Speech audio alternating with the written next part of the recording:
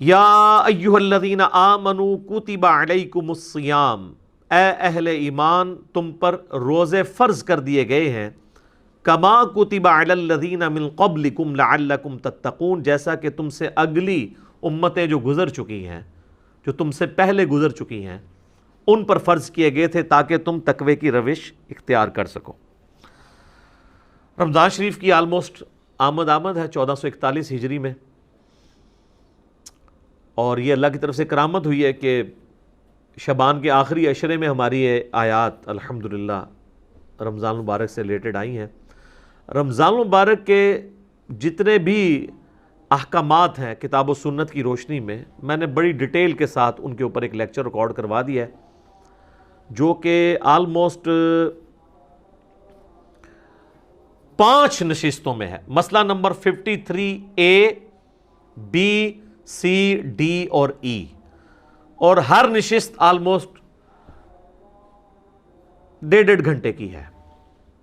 جس میں رمضان شریف سے ریلیٹڈ ہر چیز کور کی گئی ہے جو کوئی پوچھ سکتا ہے۔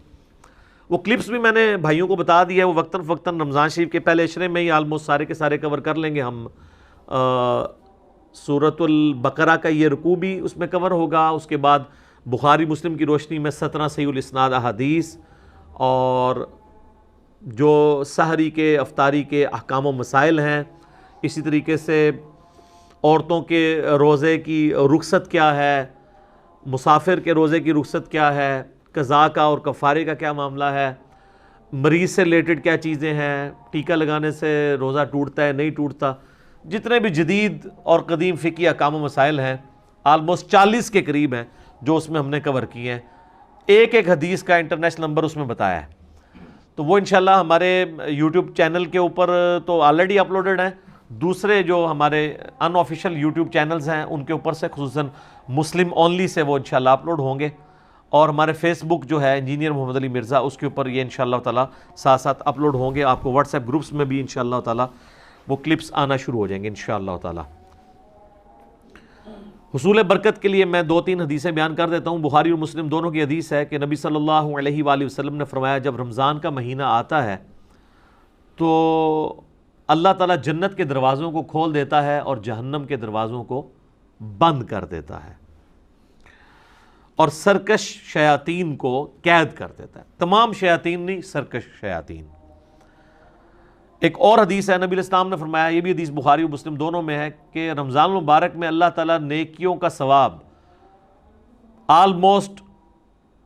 10 گنا سے 700 گنا تک بڑھا دیتا ہے، اور اللہ تعالیٰ فرماتا ہے کہ روزہ خاص میرے لیے ہے اور میں ہی اس کی جزا دوں گا۔ اور ایک ترجمہ یہ بنتا ہے، روزہ خاص میرے لیے ہے اور میں ہی اس کی جزا ہوں،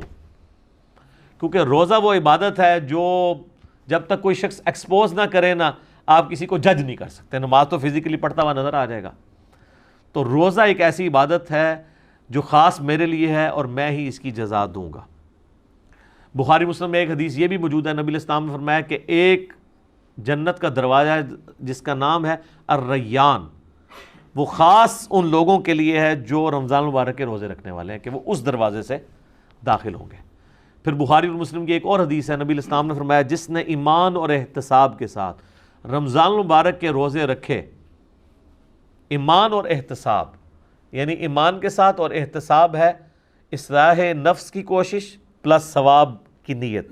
خالصتاً اللہ کے لیے، تو اللہ تعالیٰ اس کے پچھلے سارے گناہ معاف فرما دے گا۔ جس نے ایمان اور احتساب کے ساتھ رمضان مبارک کی راتوں کا قیام کیا، اللہ تعالیٰ اس کے پچھلے سارے گناہوں کو معاف کر دے گا۔ جس نے ایمان اور احتساب کے ساتھ شب قدر کا قیام کیا، اسے پچھلے سارے گناہ اللہ تعالیٰ معاف کر دے گا۔ اور یہ میں نے سب سے آسان طریقہ اس میں بتایا کہ آپ ایٹ لیسٹ عشاء اور فجر کی نماز کا اہتمام کریں کہ کوئی رکعت فوت نہ ہو۔ صحیح مسلم میں حدیث ہے، ایک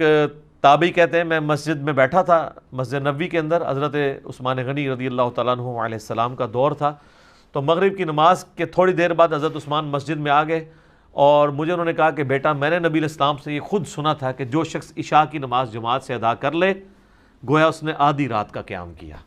اور جو فجر بھی جماعت سے پڑھ لے گویا اس نے پوری رات کا قیام کیا۔ تو یعنی وہ بتانا چاہ رہے تھے کہ میں عشاء کی نماز سے اتنی دیر پہلے مسجد میں اس لیے آ گیا ہوں تاکہ عشاء کی جماعت چھوٹے نہ. آج کل تو مشکل نہیں ہے کیونکہ ہم لوگ تو رات کو سوتے ہی 12 بجے کے بعد ہیں. ان زمانوں میں لوگ بڑے جلدی سو جاتے تھے, اسی لیے مغرب کے بعد سونے کی ممانعت بھی آئی ہے. پورے دن کی مزدوری فجر کے وقت اٹھے ہوئے ہوتے تھے, عشاء اتنی مشکل ہو جاتی تھی. اسی لیے تو ہے بخاری مسلم میں کہ منافقین پہ 2 نمازیں بھاری ہیں, فجر اور عشاء کی, اور خصوصاً عشاء کے لیے بھی آیا بخاری مسلم میں کہ اگر یہ جان لیتے تو اپنے سرین کے بال گھسٹتے ہوئے آتے ہیں مسجد کے اندر. اور فجر کے بارے میں سنن نسائی میں آیا کہ میرا دل کرتا ہے ان لوگوں کے گھروں کو آگ لگا دوں جو مسجد میں نماز نہیں پڑھتے, فجر کی نماز کے بارے میں بھی. اور بخاری مسلم میں یہ الفاظ جو ہیں وہ عشاء کی نماز کے بارے میں بھی آئے.